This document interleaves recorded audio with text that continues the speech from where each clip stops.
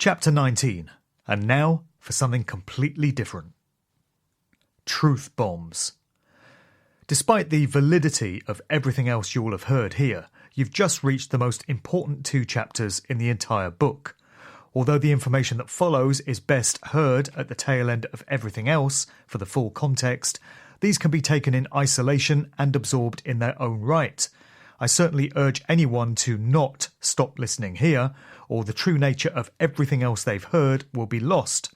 And if there's only one section they choose to share with others, I would urge them to make this the one. Having spent the rest of this book looking at so many of the strange things that go on in the music industry and beyond, it's now time to start addressing the why. Any such story that ends without going there is like getting to the final summing up of an Agatha Christie murder mystery and finding the last few pages have been ripped out. I'm going to spend the remaining time sharing with you what I've come to understand. I'll be dispensing with phrases like, I believe that, or it's my opinion at. It'll be pretty clear that this is the case, and to state that every time would detract from the listenability of the information. How anyone chooses to react is of course up to them. A significant part of the human suffering that's endured for so long has been as a result of certain individuals telling everyone else what they must believe. The information will speak for itself anyway, and will resonate with those it's destined to resonate with. As I mentioned at the very start of this book, it is impossible to truly understand the manipulations of the music industry without putting them into the full context of what's really going on in this world, and what this reality is in the first place. The understandable reaction of so many when they come to grudgingly accept the conspiracy is to ask, but what can we do about any of this? It's only an understanding of what follows that offers the empowerment to do anything to counter it. The same could be said in the context of any number of subjects within the truth conspiracy realm. There are many full-time experts on 9/11, for instance, who've taken apart the official version bit by bit and could talk for hours about the many anomalies.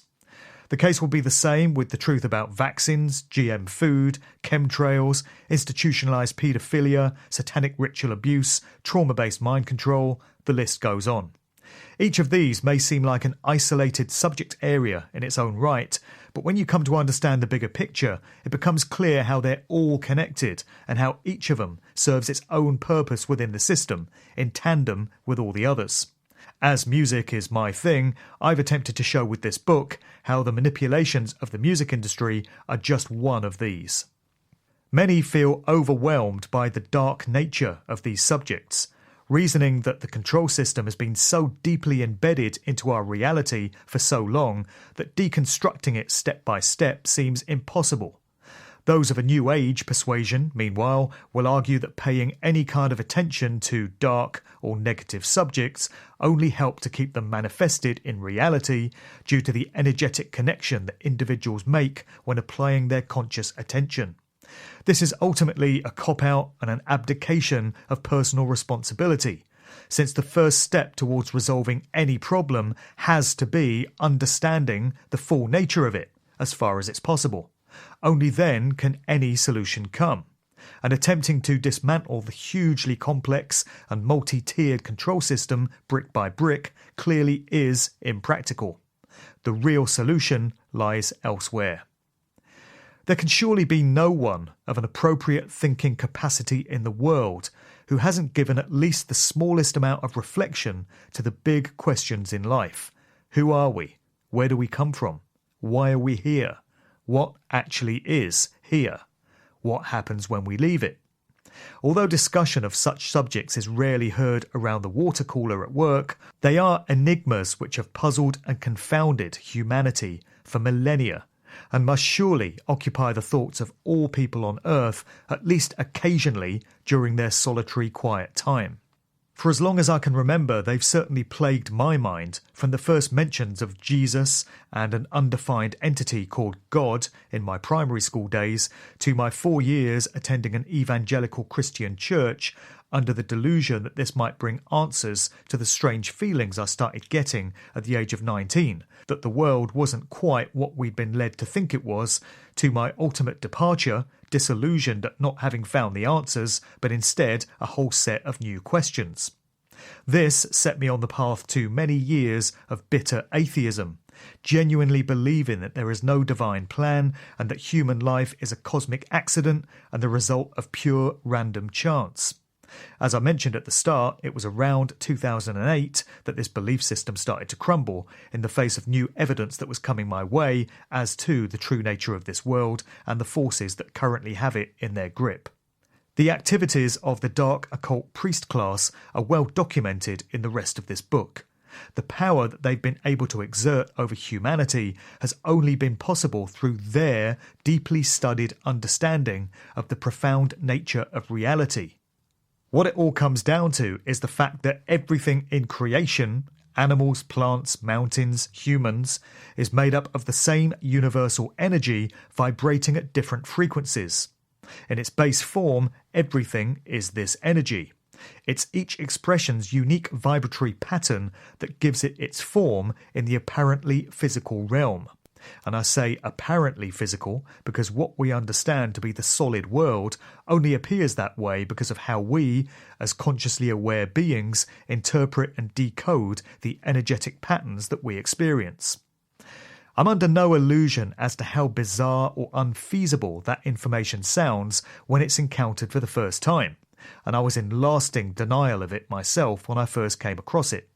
But there are many, many researchers, authors and scholars from many different ages and walks of life and from civilizations in all corners of the world and all corroborating each other's information who can explain the whole phenomenon way better than any soundbite version can. This understanding is also the basis of many of the religions and belief systems of cultures from all over the ancient world, before many of these great truths got corrupted and deliberately occulted by the institutionalized religions that we see at work in the world today. It's not for nothing that the word religion is derived from the Latin word ligare, meaning to bind or tie back. You can also see this great truth about the nature of our reality encoded into popular movies in the form of allegory.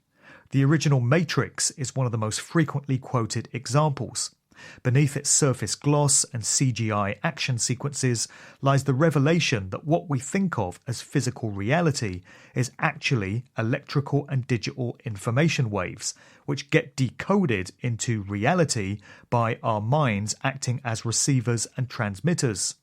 In other words, the world only exists this way because we perceive it to be so. Without observers in place to decode the information, everything would remain in its base form as energetic information codes. It occurred to me a while back that this must be the origin of the often heard phrase, if a tree falls in the woods and there's no one there to hear it, does it make a sound? These seemingly nonsensical phrases don't come about by accident. When I came to my ultimate acceptance of this great truth, it had the opposite effect of the previous belief systems that I'd embraced. It answered more questions than it raised. Only the understanding that this apparent reality, and all others, are expressions of energy resonating to different frequency patterns can explain the concept of timeless eternity, the survival of spirit souls after death, reincarnation, out-of-body and near-death experiences, remote viewing and astral projection, and even the relatively trivial phenomenon of premonitions and déjà vu. The atheistic Darwinian view that the world is basically a cold, heartless rock floating in space and that we're mere biological entities that just happen to have mutated out of nothingness against all the odds is another cop-out. It's a religion for habitual skeptics, and is there as an alternative to all the man-made, mind-controlling religions of the world to keep humanity away from the real truth of our existence. If they can't get you with rigid, superstitious dogma, they get you with the opposite, absolute denial of anything vaguely spiritual or esoteric. Imagine then that a small section of the human population, back in the mists of prehistory, had come to understand that the universe works in this way and, devoid of the normal characteristics that prevent most of us from acting in such a way, known as conscience, had decided that they could gain a tactical advantage over the rest of the population by putting their knowledge to work, while deliberately keeping the rest of humanity in complete ignorance through an assortment of malevolent efforts. If we assume these individuals to not have humanity's best interests at heart and to be ruled by a psychopathic mindset, we can start to see how this is going to spell a pretty raw deal for everyone else. This is the dynamic that's been at play in our world for thousands of years, and the conditions we find ourselves living in during these times are as a direct long-term consequence of this process. It's only a psychopathic approach to the world that could keep a control system formed on this basis in place for as long as it has been. Most people, when thinking of psychopaths, have visions of the Norman Bates character in the Hitchcock movie or a knife-wielding, frenzied serial killer from some teen slasher flick. But this is a caricature of the extreme end of psychopathy. For the most part, it's determined simply by a complete lack of empathy and compassion towards other beings, and an inability to understand or care about the impact that your actions might have for the rest of creation. A psychopath can quite happily give the order for a village full of women and children in some far-off land to be slaughtered in a drone bomb attack and sleep like a baby that very night without a single troubling thought. The world's governments are full of them, and not by accident. A very small proportion of the human population, between 1 and 5%, depending on which researcher you listen to, are reckoned to be primary psychopaths. They're born this way, with the section of the brain that gives rise to compassion and empathy broken and dysfunctional. It's a mental illness, and at its primary level, it cannot be cured. Secondary psychopathy, meanwhile, is a condition that can be programmed or cultivated into an individual, usually from early childhood. Growing up in a family or social environment which is characterized by psychopathy, in conjunction with suffering personal abuse and trauma oneself, can bring about a psychopathic approach to the world. These are the methods that the controlling elites use on their own children to produce the type of mindset that will be needed for a lifetime spent serving the system and oppressing the rest of humanity. Psychologists say that this level of psychopathy can actually be reversed and cured, however, if an individual is taken out of this type of conditioning early enough, and if there's some level of personal will on their part to break free of it. And there are examples of many who have done this. Exiting the asylum. Over the years, phrases such as conspiracy theorist and tinfoil hat-wearing nutjob have been created to dismiss anyone questioning the official line as a wide-eyed, unhinged lunatic. Exercising the ability to think for yourself and asserting your individuality have been made a social crime. And because the majority of people are constantly seeking the approval of others and trying to fit in to a world that has deliberately been made insane, they play ball and act in line with normal behaviour, not wishing to step out of the security and comfort zone of the box. It becomes clear then that understanding great truths, then taking on the responsibility to communicate what you've learnt to others, can never be possible for anyone still stuck in that systematic mindset. Anyone wishing to embark on a path towards true knowledge and understanding, and therefore freedom, has to first let go of any concern of what others might think of them for what they do, say, or think. Most people are shackled by worries of what the blokes down the pub might think if they stop talking about football and start speaking about the mysteries of life and reality, or what their mum and dad or partner might think, or what their boss at work will say. Fear of becoming a social outcast is what keeps so many silent and inactive about information that needs to be put out there as widely as possible if humanity is ever to break free of the slavery and servitude that's been imposed on us. Overcoming this is certainly a difficult process for most that come to truth, and I know this from personal experience. Burning those first bridges is always the most difficult step. As you start to speak out, you realise that the paths back to your previous way of life are disappearing and that the only way now is forwards.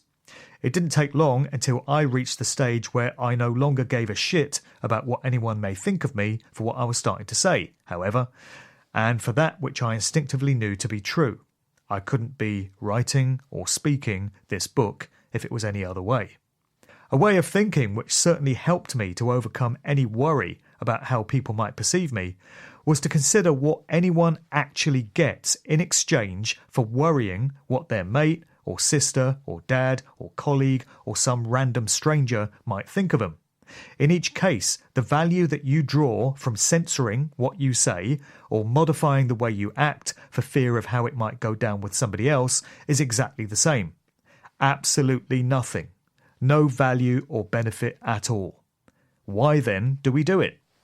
Another way I like to look at it all is I've never appreciated being taken for a mug. And who really does?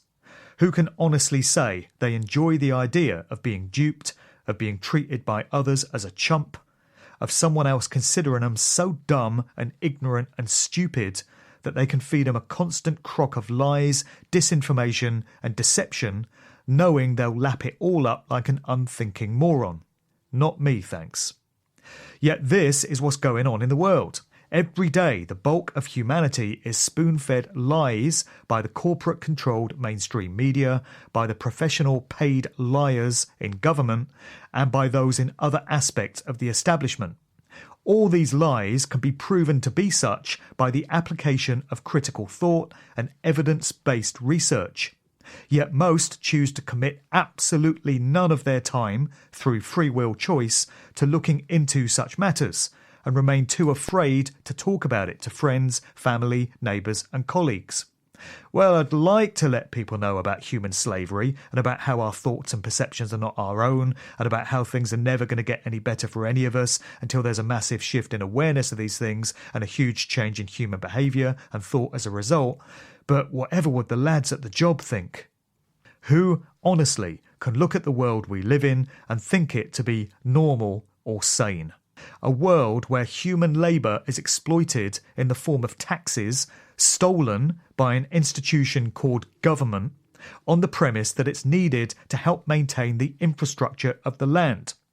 Although the truth of it is that much is covertly siphoned off to fund some foreign war or other. A world where such taxation methods are only necessary in the first place because, instead of printing and circulating money themselves, the governments of the world commission cartels of private bankers operating under such names as the Federal Reserve and the Bank of England to loan the government money with debt automatically attached, obliging the government to use the energy and the labour of the people as collateral against the loan. Then, when more money is needed to pay off the debts that come with each new transaction, the banking cartels issue new money with yet more debt attached, meaning there's never enough money in circulation to pay off the accrued debts, and in turn that there will always be those in society that will go bankrupt and lose money, property and land. It's built into the very fabric of the system that this is the case. And yet people accept this with no fuss as normal, just the way it is. And anyone suggesting that it might be in humanity's best interests if we found a new way to do things is written off as a nutter or a conspiracy theorist. If this is sane, I'm very happy to remain in nutter territory, thanks all the same. How can anyone truly justify one family sitting on sickening, colossal levels of wealth purely as a result of their genetics and expecting the rest of the population to be servile to them? How many question what royal even means in the first place? What excuse can there be for hundreds of thousands in the very land they claim to reign over, living in shocking levels of poverty and hardship that could be eradicated overnight if the wealth were distributed fairly, in line with humanity, compassion and straight common sense, rather than being tied up in gold-plated carriages, pointless regalia and other mindless expressions of pomp and grandeur that benefit no one except the soulless parasites that are permitted to use them. The Queen of England, not that there's anything remotely English about the whole Saxe-Coburg, Gotha and Battenberg bloodlines that pass themselves off under the stolen name of Windsor, of course, is so obscenely rich that she's reckoned to own what equates to around a sixth of the Earth, including seabeds that lie underneath oceans. How can any one human being, a status which is debated by some, own a seabed, for fuck's sake? Or any other natural resource on the Earth, for that matter, which in reality is freely and abundantly available to all who occupy the Earth for the few decades that they're in their bodies, before it falls under the custody of the next generation. Another expression of pure insanity when you really get down to the grassroots of it. And another which is not only tolerated, but is actively propped up and allowed to continue by so many of the very people it exists to enslave and exploit so contemptuously. Witness the hordes of brainwashed morons waving their plastic flags and queuing for hours to catch a glimpse of the figurehead of a system that's enslaving them and their families. That's sane? I'll stay crazy, please. Who, outside of the realms of the propaganda and hyperbole that's peddled in its favour, can really offer any kind of moral justification for war?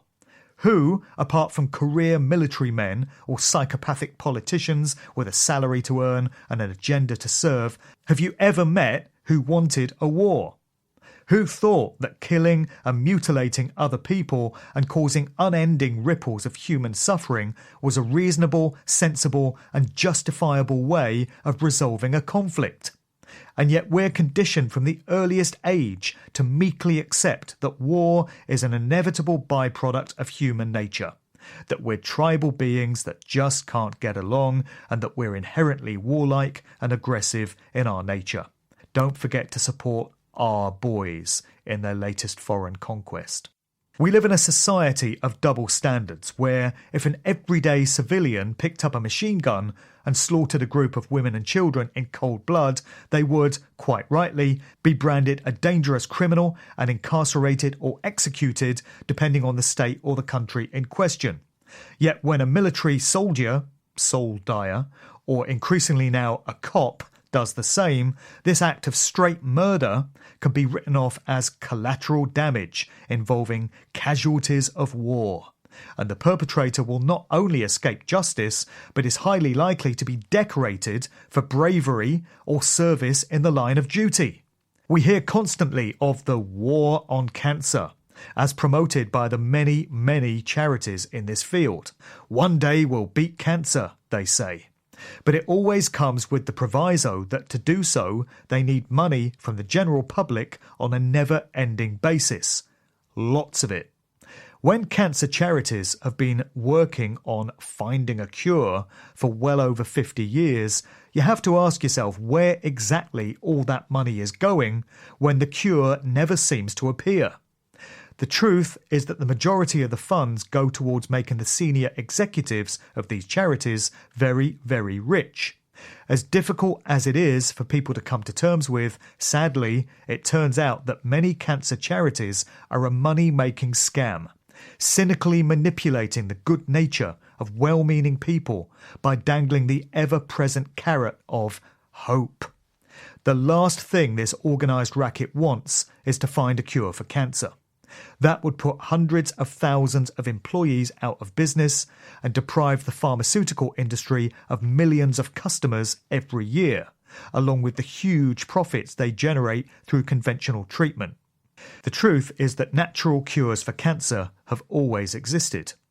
Nature provides the remedies for all human ailments, usually in the form of the appropriate plant medicine correctly administered. This is knowledge that has been understood for millennia by the shaman and priest doctors of indigenous populations around the world. You know, the very same shaman and priest doctors that have been mercilessly slaughtered by the colonialism that's ravaged so many civilizations, destroying their culture and knowledge in their wake.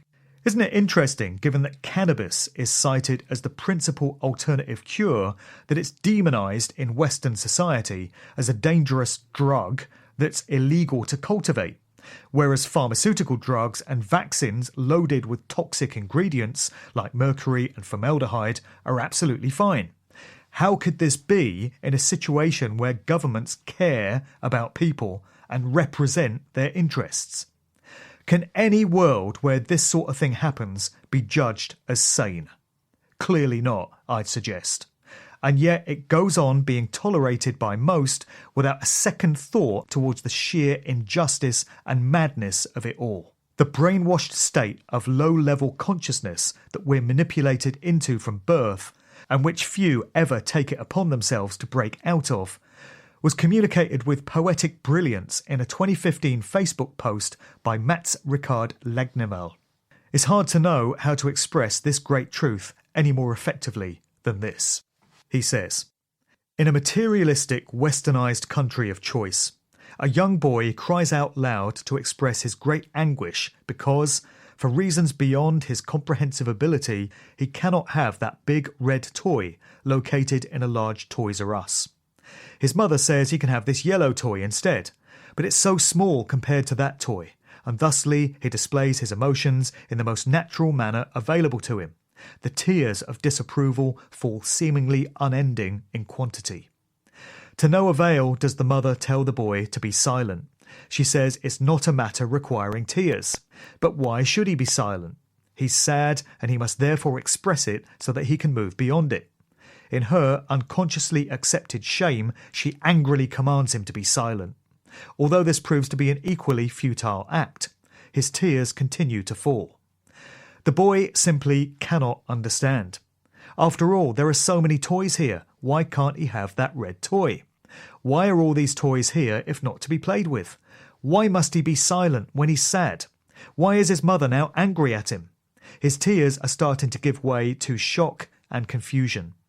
Strangers passing by the mother and her boy stop in their paths to whisper to each other while pointing their fingers, something that the mother almost instinctively responds to by grasping the boy's arm firmly and inflicting slight pain as she threatens him with not receiving any toy at all unless he stops his crying and sobbing. And of course, at this outlook, the boy mentally musters up all the force he can in an effort to stop the tears.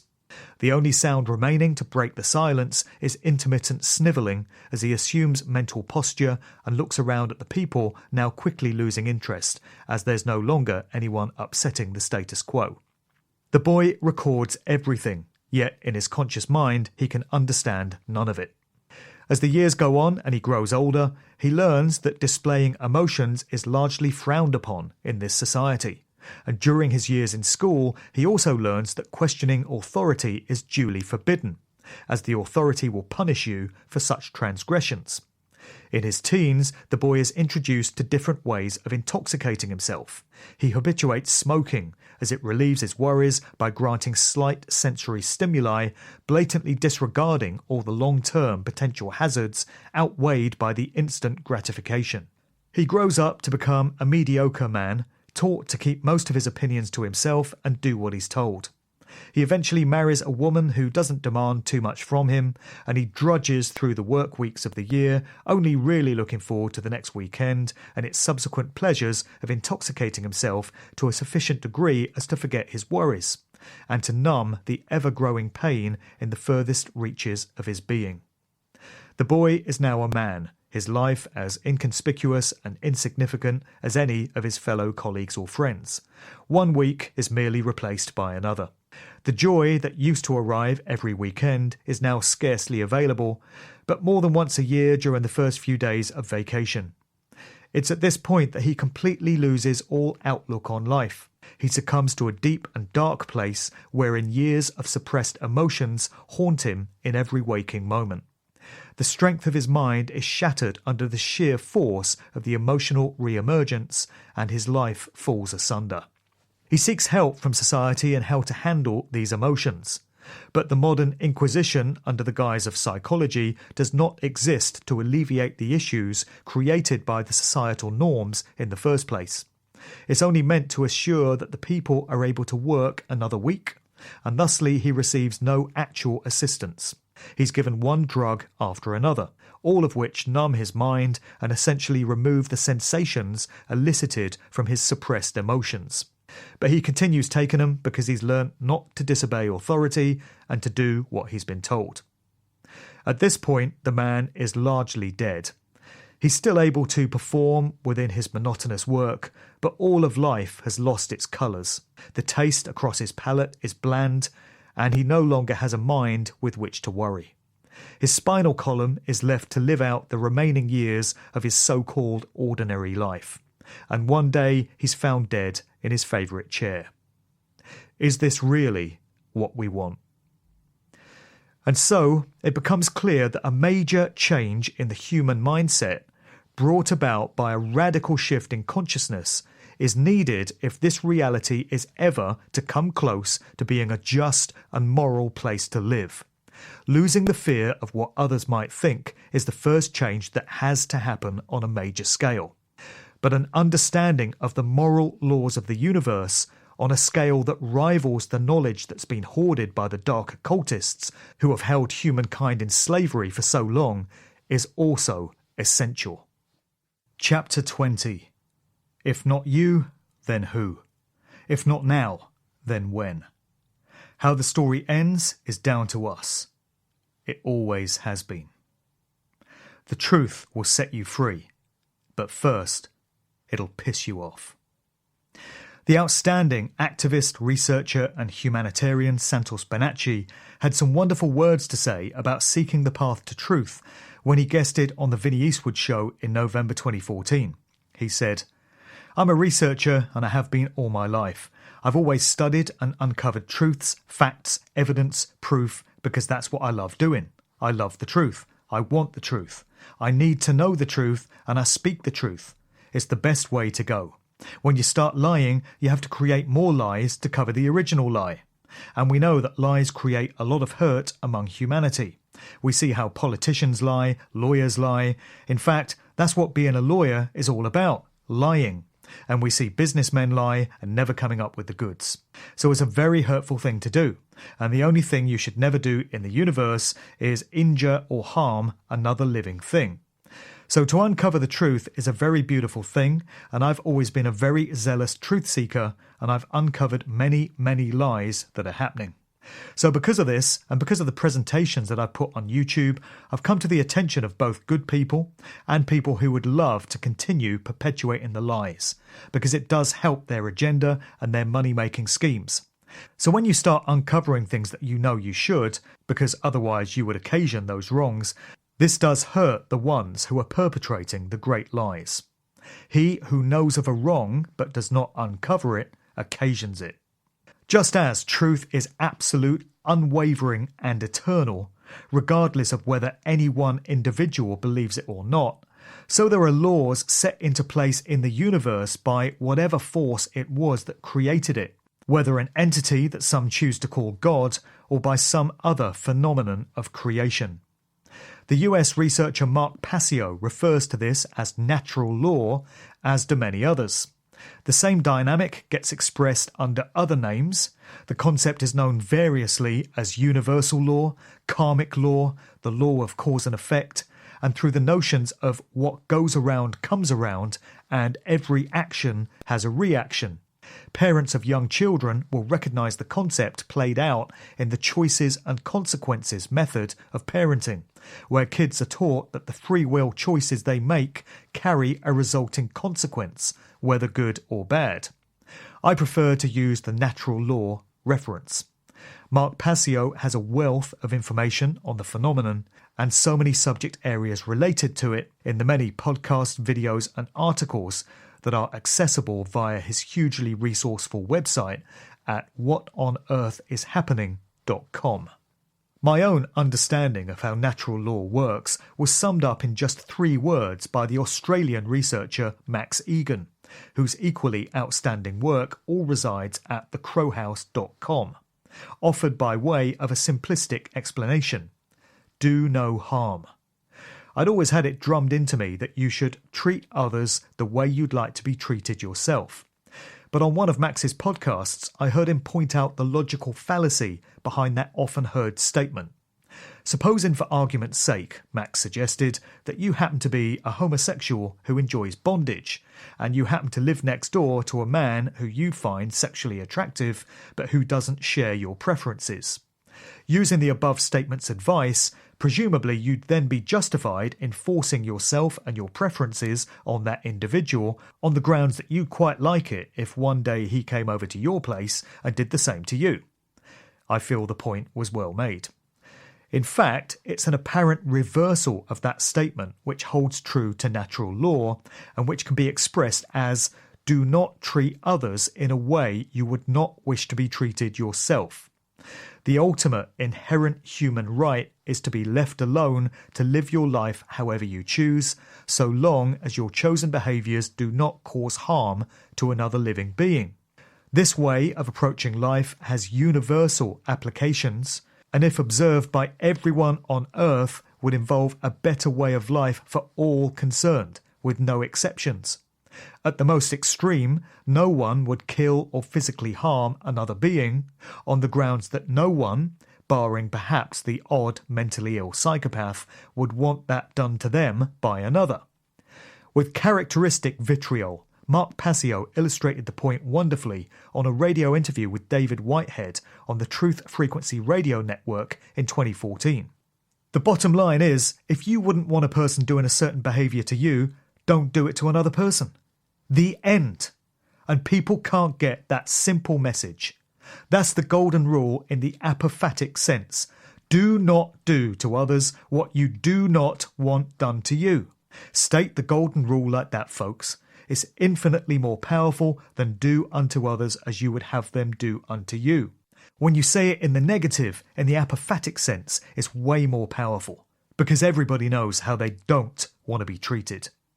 Let me pass the buck. Let me say it's somebody else's fault. It's because of this reason. It's because I didn't know this. It's because this circumstance was in place. It's because I had to pay this bill. It's because I was worried about what this person would think of me. It's because my wife might leave me. It's because I have a kid to feed.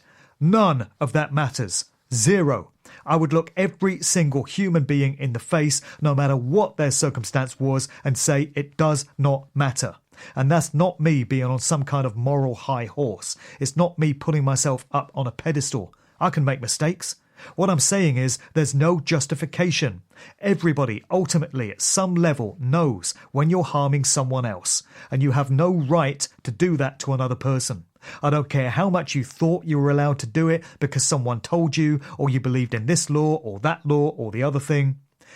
And expanding on the principle in episode 180 of his What on Earth is Happening podcast, Passio said, the solution is so simple. It always has been. Don't treat others the way you yourself wouldn't want to be treated. State it that way and it becomes real, unambiguous, and so simple that a child could figure it out. You don't want to be harmed, defrauded, stolen from, raped, have your rights taken away? Don't do that to other people. Period. The end. It's so simple, it's almost stupid, folks. It can't get any simpler than that. And yet humanity has proven we still can't grasp it. We still can't understand it, and we want the associated suffering and death that's going to come with refusing to live by that basic rule. It would even trickle down to the most trivial aspects of human life. Most people don't particularly like having a phone call ignored, or being told a lie, or an unconvincing excuse, for example. If each of us undertook not to do this to others, therefore, the transformative effect would be profound. Imagine a world where instead of people doing exactly what suits them in their own individual circumstances right there and then, their first thought would be, is there any way in which the action I'm about to take is likely to impact negatively on others? Only if the answer is no, does the action go ahead. The do no harm dynamic can be extended by a further 4 words to do no harm, but take no shit. Although apparently a wisecrack, and probably not a phrase to teach the kids, this actually contains everything you need to know about how to live life morally and in accordance with eternal truths, in just 7 words. This phrase stands as an easily digestible summing up of the 2 central tenets of natural law. These are also expressions of the duality of the male and female principles that occur everywhere in nature. The first is frequently referred to as the non-aggression principle. It's an expression of the sacred feminine, and it represents the do no harm and do not treat others in a way you would not wish to be treated yourself dynamics. It means you respect the right of others to be left alone and to not have coercion or violation brought into their lives against their will, and you yourself can expect the same rights to be afforded to you. If, however, any individual or institution breaks that principle, then the second key tenet comes into force. This is masculine in nature, and it's the self-defense principle. This essentially involves any individual doing whatever is necessary to protect themselves, their family, and their property against any threat or incursion brought about by a violation of the non-aggression principle, the very embodiment of take no shit, if you prefer. Though I can't help observing that if everyone were to live life according to the do no harm, non-aggression principle, there would never actually be any need for the self-defense take no shit principle to be put to use. Right and wrong behaviours are absolute and not open to interpretation. The idea that what constitutes truth is down to the individual and that one man's idea of what constitutes truth is no more or less valuable than the next man's is known as solipsism. Truth doesn't do interpretation. Truth doesn't do opinion. It just is. Personal obligations. Natural law is the ultimate truth, and it dishes out karmic consequences to humans based on the free will choices that are made both on an individual and a collective basis. I realise how uncomfortable it will be for many to accept this as being the case. I understand because it was deeply uncomfortable for me too when I first came to a realisation of it. But how any individual might feel about it is neither here nor there. Many may choose to reject what I'm putting forward here, in which case that's their free will choice and their karma. But everything I've come to discover can be verified and validated with research, and there's a wealth of information available to do just that for anyone with enough of an inquiring mind and a free spirit. I also do find that an understanding of natural law and real truth does tend to answer way more questions than it raises. And with the number of questions my mind has generated over the years, any path that answers a great many of them strikes me as the right one to be on. Despite how it may at first sound, there's nothing arrogant in stating that you know something to be the truth if it passes all the appropriate filters and methods of discernment. Absolute statements are something that people have a problem with, and some will point to them as being no different to religious dogma, with an adherent of one man-made religion or another defiantly spouting from a lectern that something is the truth because whatever holy book their religion instructs them to believe in tells them so. The real truth transcends religious belief systems, and knowing something through the gift of intuition with which humans are endowed is a very different thing to believing it to be the case. It is possible to know the truth if you choose to align yourself with it. Another thing that comes with an understanding of truths, and which tends to be equally unpopular with many, is that you also take on a personal responsibility for communicating that knowledge to other people, so they too have the opportunity to come to the same level of awareness. It's necessary for there to be a period of assimilation when an individual first comes across this information, so they can fully collate and process it. But there comes a point where a personal obligation towards helping others to understand what you've learned comes into force, and to absorb and hoard knowledge and spiritual truths for yourself rather than pass it on to others is a morally wrong behaviour. With truth comes responsibility. Think about the karmic implications that the elite priest classes and secret societies are bringing on themselves through having suppressed information for so many millennia from those they deem unworthy, the Goyim, and keeping it for the tactical benefit of just the privileged few in the know. The truth is a gift that's intended for everyone.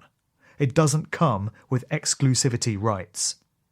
There are many ways in which truthful information can be communicated, and the most effective method will depend on the skill sets and the personalities of each individual. I'm not much of an in-your-face activist myself, so bellowing through a bullhorn outside some elitist gathering isn't really my thing. It was revelatory and humbling for me to realise that the reason I became a music fan so early in life and went on to pursue work in DJing, radio and writing was to place me right where I needed to be when I came to an eventual understanding of truth. Someone else may lack these skills but have others. I'm a hopeless write-off when it comes to technology. But others will be able to use their technical skills to design websites, write software programs, create graphics, or make YouTube videos. Others will be brilliant at talking to people on an individual basis and putting forward compelling information in a conversational fashion. The methods aren't important. The fact that you're participating in the process of getting real truth out there in whatever way works best for you is. Mark Passio produced a wonderfully on-point podcast addressing this very subject, which I reposted to my SoundCloud page. As well as the responsibility for communicating truth, he went in acidically on what he calls the AIs, the appallingly ignorant. Those who avoid personal responsibility for truth despite the wide availability of information. And also the SAQs, SAAQs, the semi-aware armchair quarterbacks. We all know these. These are individuals who display a degree of understanding what's really going on in the world, but whose only contribution is to argue with others on chat forums and Facebook threads, concealing their identity with a login name and an avatar, and all from the safe comfort of their keyboard. Or they abuse and attack those that are communicating helpful information and who have had the balls to do it under their own name. These people are weak cowards and far worse than those who remain ignorant. One commenter on my page described it as the best podcast I've ever heard, observing that nobody could put it better than this. If I haven't just sold you the idea of taking a listen, I don't know what more I can tell you. You can find it online. Ownership by deception. All humans are born into this 3D reality as free beings, and any claim of ownership over them by any individual or agency is a fiction. Despite this truth, the dark priest class have indeed duped most of the human population into consenting to their own ownership. This is achieved by way of the so-called legal system that's in place in much of the Western world, and in many other countries such as Australia and New Zealand.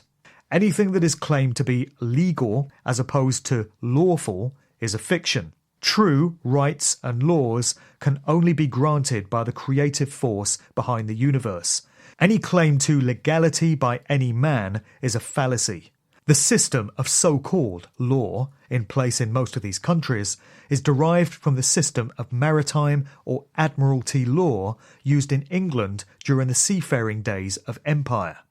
Maritime law has come to replace common law, or the law of the land, which is a system more closely linked to natural law and the recognition of the inherent rights to freedom with which all humans are born.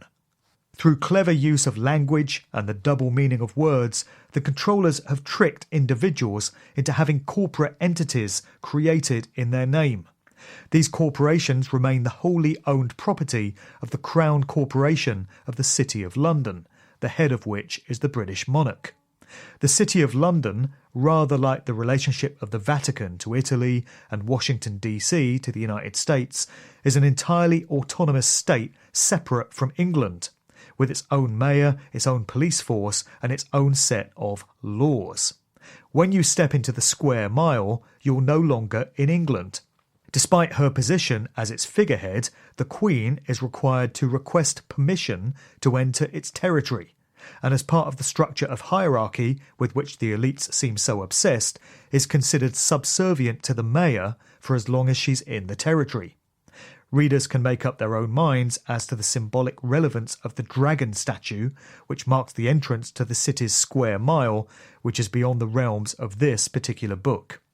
This deception, which sees humans signed over as the property of the state and considered akin to seafaring vessels, is achieved ingeniously by way of one particular document: the birth certificate. Word magic is at work here. Birth, phonetically, is identical to birth, which is what a ship is said to be in when docked, and the meanings are taken to be interchangeable. When a human is born, they're delivered via the birth canal, in the same way that a ship is said to arrive. What well-meaning parents throughout the world have no idea of, because they're not openly told, is that the birth certificate forms a bonding contract between the parents and the Crown Corporation, whereby the child in question is represented as a corporate entity, separate to the flesh and blood sovereign individual. From the moment the contract is signed, that child is considered the property of the state, and bonds are issued and traded on the stock market in his or her name. This is why the individual is then required to apply for documents such as driving licenses and passports, and becomes liable to pay taxes, because within the legal fiction that they've unwittingly been entered into, they're owned property. This state of affairs can only exist in a fiction, because no individual can truly be owned by any other individual or organisation. An indication of the fact that a corporate entity, rather than the flesh and blood being that it represents, is being addressed, is when official government correspondence spells out the name in capital letters. More double-meaning wordplay here, this style of lettering indicating that the subject is the capital or property of the state. This is why communications from the Inland Revenue in particular, along with most other government departments, always show the recipient's name in capital letters, while their address generally appears in both upper and lower case. As far as the system sees it, a contract has been entered into by the parents through their own free will, stating that their child is now the property of the state, and the use of capital letters is their fair warning, harking back to the previous concepts of consent, of what's going on. The fact that you didn't understand it is of no consequence to them in their warped mindset. They told you in their own way. The issue of ambiguous contracts was the subject of a story which emerged in 2010 when, for an April Fool's Day prank, the retailer GameStation issued a contract whose terms and conditions stated that those signing it undertook to give up their mortal souls. 84% of those receiving the contract duly signed it without noticing what they'd just agreed to. There are some clear parallels here with what goes on in the real world on a daily basis. Information about this grand method of deception is now freely available on the internet and has led to huge numbers of individuals seeking to disassociate themselves from their government owners. It's led to a move towards losing the legal name, in recognition that the identity on a birth certificate is fraudulent and not truly representative of the individual using it. Those particularly well informed on how the maritime law setup works have even started defending themselves in courts of fraudulent law, arguing that by renouncing their birth certificate, they no longer have any contractual ties to the Crown, and are therefore not bound by any of its laws. It remains a fact, however, that very few have been successful in challenging the system on this basis without huge personal cost to themselves and their families. It would be a different story, however, if vast numbers of people were to do so in unison, fully armed with the knowledge of how they've been deceived into a contract that has no legality under natural law, the only true and binding law in the universe. This whole subject area is a complicated minefield, loaded with word magic, but it can be investigated fully online by any individual with sufficient curiosity and the time to delve into it. Choices and consequences. For a good couple of years, I puzzled, like so many others, over why the elites do some of the seemingly strange things they do, such as apparently pre-announcing their plans through popular culture and leaving their symbolic calling cards everywhere. At all levels of the control system there are disclaimers such as this, some more blatant than others. We find expressions of it in the small print at the bottom of financial contracts, in public notices advising you that you're being filmed by CCTV, in the side effects, so effects then, documented with pharmaceutical drugs and with the lists of double-barreled, multi-syllabled chemicals on cans of fizzy drinks. Less obviously, as readers will recall from the chapter on predictive programming, we find highly veiled announcements of the controller's future false flag events encoded into Hollywood movies, TV programs, music videos, and record sleeves. It was only after I came to understand how everything in creation is bound by the workings of natural law that the penny dropped. I suddenly realised that when the powers that shouldn't be do such things, it's their sick and twisted way of observing the laws of morality that are built into the construct of the universe. They feel that by announcing what they plan to do, or what the nature is of something they've already done, they're giving us, the people, the opportunity to raise our objection to it if we choose. When no such objection is given, the psychopaths feel that they are free, under natural law, to go right ahead with what they want to do and to avoid karmic payback for it. In their diseased, distorted view of things, they take our non-objection to having the non-aggression principle violated to be our unspoken consent or tacit approval for what they've told us they're doing. There are so many flaws to this way of thinking that it almost defies belief. But given that we're dealing with a deeply psychopathic mindset, any expectation of true logic, morality, or expressions of humanity would be futile. First of all, to feel the need to cryptically encode any explanation is in direct contravention of the laws of morality. This is duplicity and deliberate obfuscation. With predictive programming, it would take someone highly skilled in the art of decoding symbols, not to mention with enough time on their hands to constantly study such things, to be able to constantly call the manipulators out on what they feel they've adequately communicated. Even if their signs and notices were made abundantly clear, they would still be in violation of the non-aggression principle, since any form of government or authority seeking to impose its will on any individual goes right against it. Human beings are born inherently sovereign and free, and have a right bestowed on them by the creative force behind the universe to live out their lives in this way without incursion or coercion. To take someone's lack of disapproval for an action you wish to take, whether you've announced it clearly or not, as a green light for going right ahead and violating their right to be left alone, means you've just flown in the face of the moral law of the universe, and you can now take the karmic consequence for having done so. It's interesting that despite their warped interpretation of what natural law means for them, and their sheer arrogance in assuming they can cheat its results, the elites still recognise its effects as something they at least need to acknowledge. If they didn't, they would steam right ahead and stamp the boot of oppression down on humanity without a thought for needing to cheat the universe and its methods. It's certainly why these rich old men employ police and military foot soldiers to do their bidding for them, rather than getting their hands dirty themselves.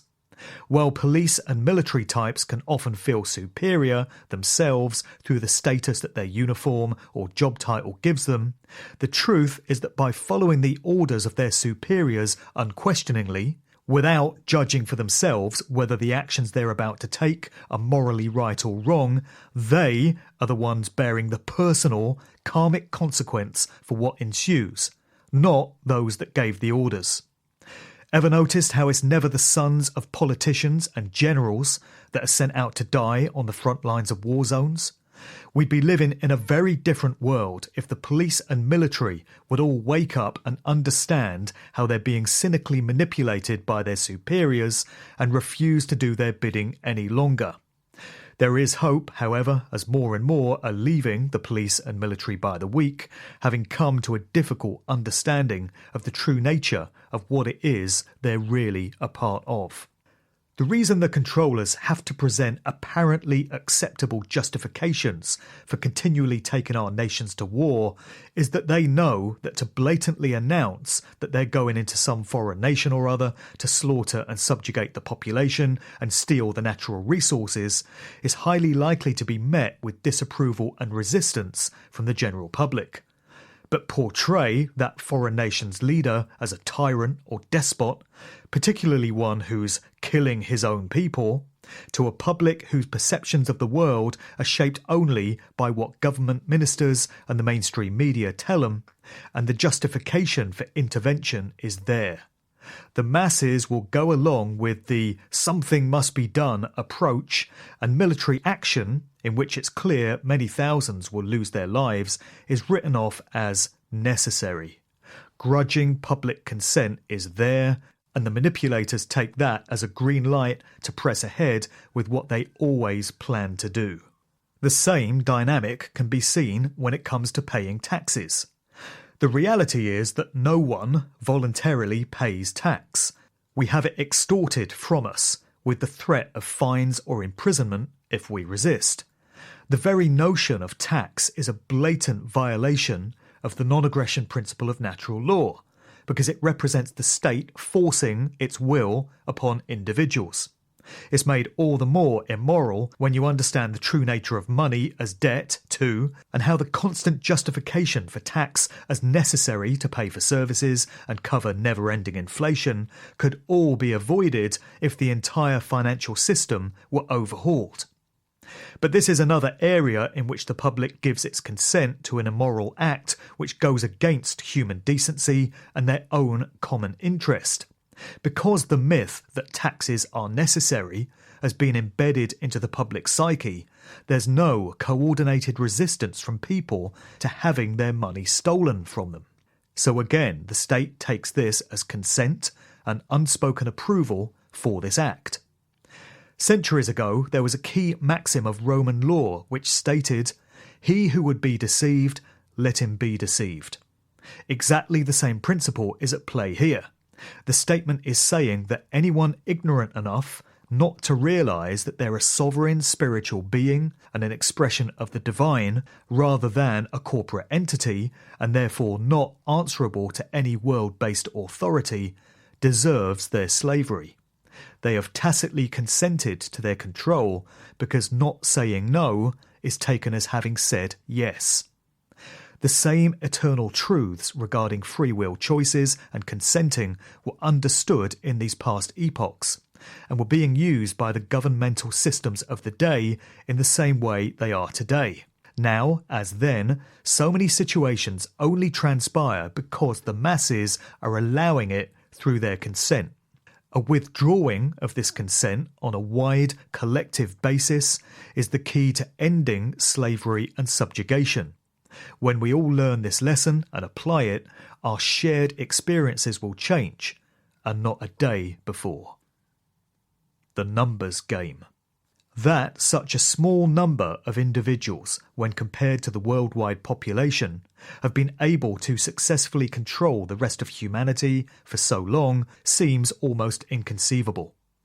However, there's actually encouragement to be drawn from the fact that they've been able to do it, particularly when you realise that their greatest strength has been their unity of spirit and intent, and their observation of how the true nature of reality works.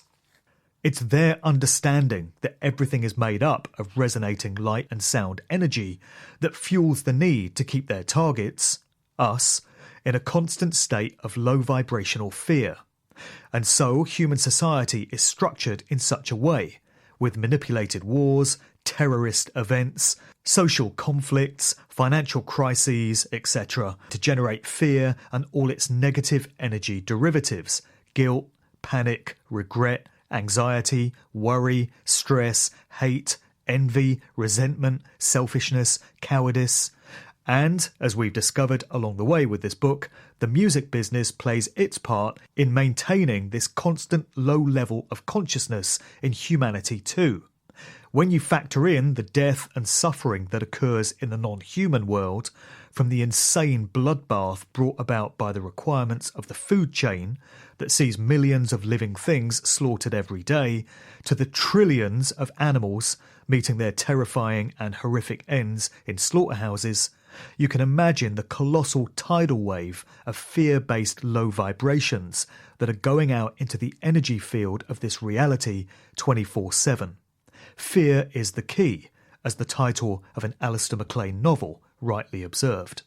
So it's interesting to muse on what would happen if the elites were to stop performing their satanic rituals with all the negativity that they entail. Add that to the concept of a mass humanity awakening to its true nature and raising its consciousness to a higher level of resonance in its millions, breaking free of the subliminal programming that's been imposed on it, and truly seeing the world for what it is. With this process, we get to see the would-be controllers and their motives for what they really are, and the full potential for what we, in our collective numbers, have for shaping the kind of reality that we wish to experience with our positive thought and intent. Then, a very different type of future to the nightmare worldwide concentration camp that's planned for us starts to come into focus. A human society awakening in this way is the way out of our ongoing suffering as a species. If such a small number of the elites have been controlling 95% plus of humanity for so long through pooling their negative intent to influence reality, how few of us would it really take to negate that power and overwrite it with a better version of reality? One that observes the tenets of natural law and specifically the non-aggression principle and spells a better deal for all humanity. A scenario where do no harm becomes so much of an instinctive norm that it doesn't even need to be stated. As so many researchers and commentators in this field have observed and have been trying to tell us for so long, this type of reality is a genuine possibility. It's only a question of whether enough of us make the free will conscious choice to bring it about and change our thoughts and behaviours accordingly. This is how reality works. It's a blank canvas waiting to have written on it whatever type of experience is desired by the participants. This great truth was summed up brilliantly in an article by John Assaraf on the wakingtimes.com website. He said, "All of our interpretations are solely based on the internal map of reality that we have, and not the real truth. Our map is a result of our personal life's collective experiences. Our thoughts are linked to this invisible energy, and they determine what the energy forms. Your thoughts literally shift the universe on a particle-by-particle basis to create your physical life. Look around you. Everything you see in our physical world started as an idea that grew as it was shared and expressed until it grew enough into a physical object through a number of steps. You literally become what you think about most. Your life becomes what you have imagined and believed in most. The world is literally your mirror, enabling you to experience in the physical plane what you hold as your truth, until you change it. When you're able to raise your consciousness above the confines of the programming, the old tricks just don't work anymore. A Nicki Minaj record can be seen for the toxic piece of mind-controlling garbage that it is. And the cynical lies of a moronic BBC newsreader spouting whatever propaganda their bosses have instructed them to can be seen for just that. In a society where the majority of the population is perceiving reality in this way, or even just enough of us to reach a critical mass tipping point, the controller's version of reality no longer holds its power. This is where we need to be, and right now offers the best opportunity humanity has ever had to achieve it. The manipulators recognise this too. It's no accident that human society has changed so radically in such a short period of time. A hallmark of the elite class through the generations has been their meticulous planning and their incredible displays of patience. They plan their moves decades, even centuries in advance, knowing in many cases that those doing the planning won't be alive by the time their schemes come to fruition. That's the level of focus and dedication towards their cause that these enemies of humanity have displayed. But the rapid reshaping of human society in the past 2 decades is inconsistent with their calmly calculated methods. The recent and current unleashing of such a huge arsenal of human control measures smacks of a desperate attempt to head off humanity's conscious awakening. We have the power, and we can withdraw our consent for their methods any time we choose to. Without our acquiescence and approval, they're finished, and we get the type of future we should have always had, in harmony with the moral laws of the universe. Lennon Honor expressed this sentiment in one of his Good Vibrations interviews in 2013. He said, "Now, I recognise that of course there are secret societies and there are individuals who have agendas, but ultimately these things would not exist if enough people recognise that there was no need for these things and so would not participate. In other words, they would not comply. They would not purchase, they would not support these different expressions of these dark, sinister, occultic forces. In other words, the power that these forces have is given to them by people.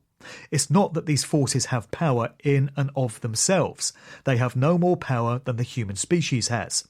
But if the human species ultimately gives the power to it, then it will have the power. In other words, it's an aspect of the degree to which this human species has externalized its power. That's where the real problem is. All of the degrees of manipulation and mind control that's going on, you can put it all together and it still has very little relevance to me in my life in terms of I am ultimately the power within my life and ultimately the creator of my human experience here. So with some individuals, you could say, oh, that person is asleep, they don't know what's taking place, and they're all caught up in this entertainment industry, externalizing power to Jay-Z or Beyonce or Rihanna or whoever. But it can also be applied to the individuals who get so accustomed to analysis as to the dark, sinister occult forces. Because an individual is not focusing on what can they do individually to refine their internal condition so that they can ultimately create something different. And on a later Alchemy Radio podcast with host John Gibbons, Lennon expanded upon the internalization of power dynamic. This, combined with the example of a life lived in line with truth and morality, is what's needed to arm the next generation with the personal tools that will be necessary to overcome the tyranny that will be attempted against them. The solutions lie in our thoughts, emotions and actions in balance on a mass collective scale. He said, "You should be refining yourself day by day as a man or as a woman, working on the thoughts that you keep, the words that you speak, and the actions that you take." In other words, if you have all these negative thoughts, you're worried about the Illuminati, you're worried about reptilian shapeshifters, you're worried about global bankers, and so on and on and on, it's going to have an adverse effect on you because you're always externalizing power. So it's one thing to identify those things, yes, but what's the next step? Well, now you have to internalize to where you begin to take power of your own destiny. And not only your own destiny, but for future generations. And that's why for positive relationships, that's key. It should always be about truth, speaking truth, living an ethically and morally just lifestyle. And in a positive relationship, you have two people doing that. So into that situation, children are being born and raised into this dynamic now. In my 2014 interview with him, British activist Tony Z mused on the sheer resilience of the human spirit to still be able to access higher consciousness in spite of the very best plans that have been laid to keep it locked down. He said, "Energy, as in the 0 point stuff, is actually consciousness. In other words, if we have access to free energy, we have access to coherence and consciousness. And when we get access to consciousness, nothing can be hidden. So everything becomes revealed. And that's the biggest plan that they're frightened of. So what they've needed to do has been to use fluoride, aspartame, mobile phones, HAARP, and all the other frequency generation systems to destroy any coherence, to set up a situation whereby the fluoride, for instance, will interfere with your pineal gland to stop it from accessing your higher self and expanded consciousness, because it's in that way that they destroy our ability to understand what's going on. They lie to us, they change all the physics, they come out with false histories, they program you through television, they give you GMOs, vaccines, all these things to destroy coherence. And what we've actually managed to do is to come out the other end still retaining consciousness even after all of their efforts. It's sobering to reflect that the adults living in the world today are the generation that will decide the future course of humanity. It's our actions and responses that will determine the type of world our children and all future generations will have to live in. Are we up to the job?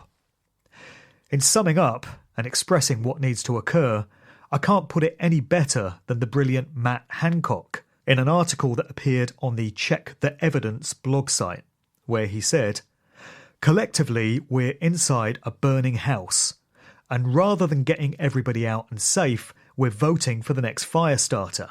Collectively, we're wasting time and energy on trivia and authorised pastimes like walking around with our faces in our cell phones, self-owns, and tweeting away like a bird on a wire.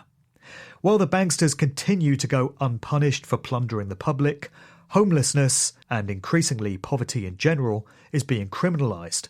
It's madness. Collectively, our toleration of this inhuman control system is insane. But the universe will help those who work according to their life's purpose, so it can and will help many more of us.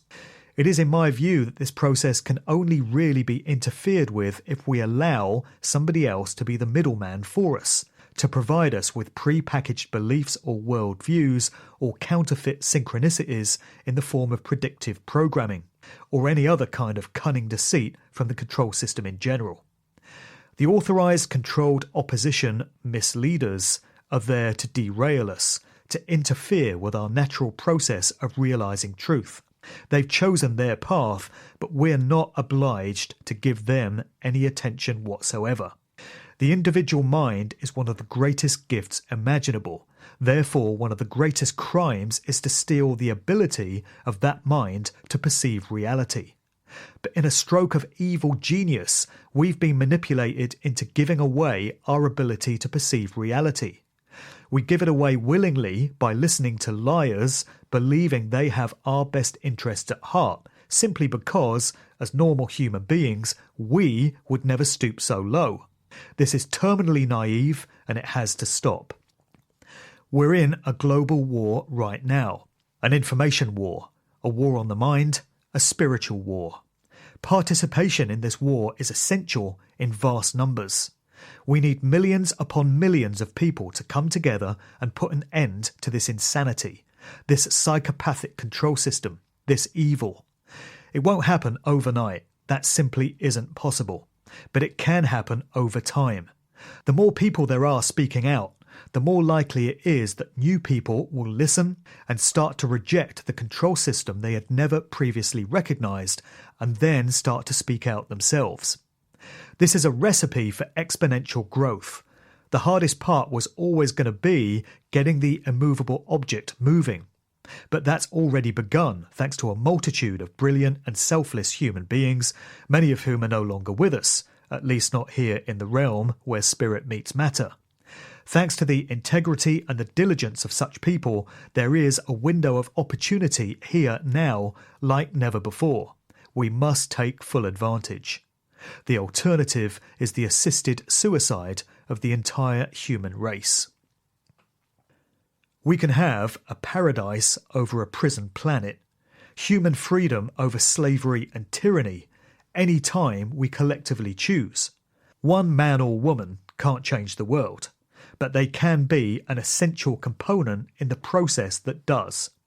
Imagine a person sat alone at home reflecting on how little difference their contribution would make to changing anything. Now imagine 100,000 other people, each sitting alone at home thinking the exact same thought. Also imagine the ripple effect if each person coming to an understanding of great truths imparted this knowledge to just one other person in an each one teach one fashion. Then that person imparted it to just one other, and so on.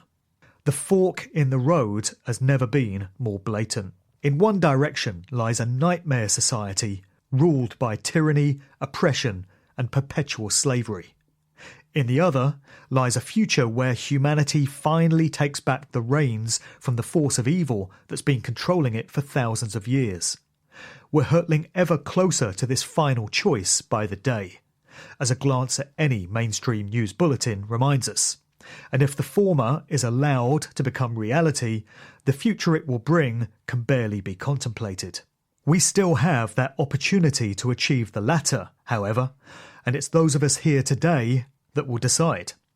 No one else. As Led Zeppelin's Stairway to Heaven puts it, there's still time to change the road you're on. Only one question remains, therefore. How much do we want it?